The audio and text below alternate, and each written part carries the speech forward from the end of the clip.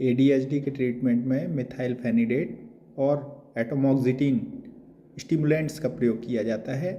एटोमोक्सिटिन stimulant एक्जिप्टा 10 नाम से आता है और इनिशियली हम क्या करते हैं, इसकी डोज 2 मिलीग्राम पर केजी के हिसाब से कैलकुलेट करते हैं और उसके 3 हिस्से कर लेते हैं। एक हिस्सा दिन में देते हैं और 2 हिस्से उसके रात को देते हैं। इस प्रकार से एक्जिप्टा 10 का प्रयोग किया जाता है। और इसके अलावा हम ऑक्यूपेशनल थेरेपी के साथ साथ कॉग्निटिव बिहेवियर थेरेपी और एक्टिविटीज़ जो है ना वो स्मॉल स्ट्रक्चर्ड वे में उसको देते हैं हम, और जिससे कि उसको एक सेंस ऑफ अचीवमेंट हो।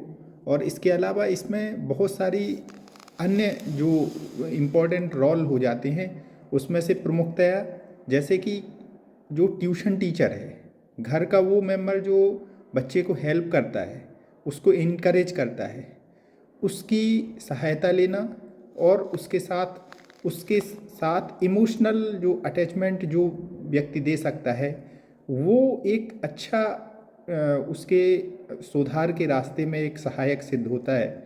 उसका सहयोग का बहुत महत्वपूर्ण योगदान होता है, क्योंकि बच्चा तो चाहता है कि माँ बाप उस पर प्राउड करें, लेकिन चूँकि लगातार इस तरीके की स्थिति बनती है कि उसको low confidence, low self esteem, depression, frustration, anger का सामना करना पड़ता है।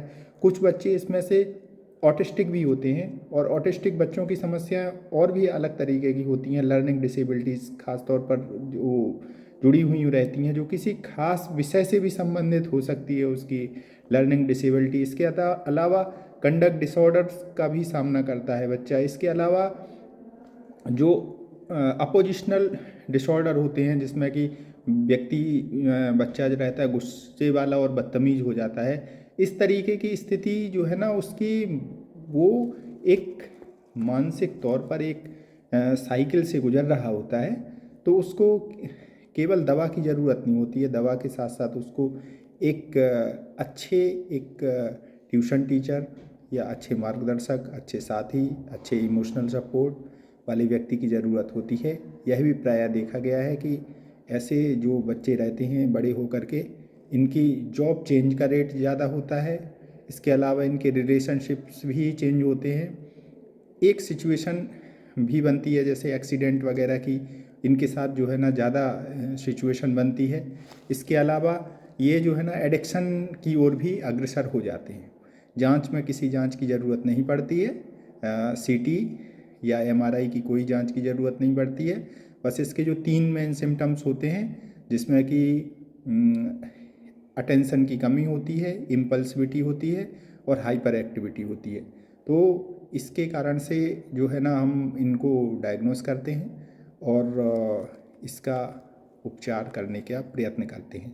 जो इसके फीचर हैं, हाइपर एक्टिविटी, इम्पल्सिविटी और लैक ऑफ कंसंट्रेशन, इसके लिए पृथकतया एक स्केल होता है, जिस स्केल के पैमाने पर हम बच्चे के लक्षणों को समझ सकते हैं। तो कुछ लक्षण हैं जो कि प्रमुखतया ऐसे बच्चों में देखे जाते हैं, जैसे बच्चा अपने टर्न का इंतज़ार नहीं कर पाता है। बच्चा टीचर के द्वारा प्रश्न ख़त्म नहीं होता है, उसके पहले ही वो उत्तर देने की शुरुआत करता है। वो अपना राउंड ही नहीं आने देता है। अपना जैसे अगर एक एक करके आप कोई एक्टिविटी करा रहे हैं तो बच्चा अपना टर्न आने के पहले ही एक्टिविटी करता है। ये जो है ना प्रमुख लक्षण मिलते हैं।